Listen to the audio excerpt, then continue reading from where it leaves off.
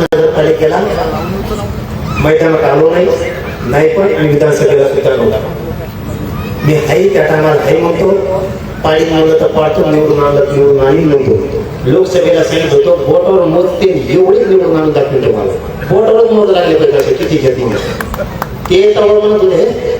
याचं काय करायचं जेव्हा रप पडले का आता म्हणते याला बोलायचंच नाही, एक बोलत नाही भाऊ आपल्याकडून एक ते म्हणते पडच म्हणून समजायचं.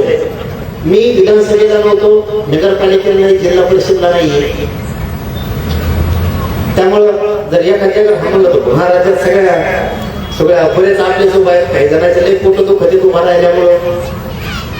पण आपले सुद्धा राजकारणात असले पाहिजे की आम्हाला त्याचा मी पहिल्यापासूनच नसता आपला समाज संपून जाईल.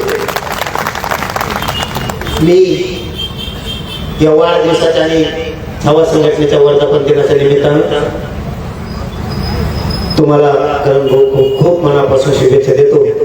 राजकारणात काय मला बोलू नका भाऊ, पण काहीतरी लो आपण ठेप्याला तुमचा फोन राहिला तेव्हा माझ्याकडं तिथे काहीतरी ठेप्याला लो आणखी काही बोलायचं राहिले का थोडी याच्यात माझ्याला येतो तिकडं पाहिजे मग असे माझ्या येते तिकडे बेल्ट टाकून पळत येतो.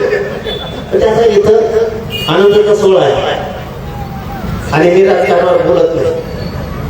त्यामुळे पुन्हा एकदा करण भैया तुम्हाला खूप खूप मनापासून शुभेच्छा देतो. विलास भाऊ तुम्हालाही शुभेच्छा देतो आणि थांबतो. धन्यवाद सगळ्यांना. जय श्री.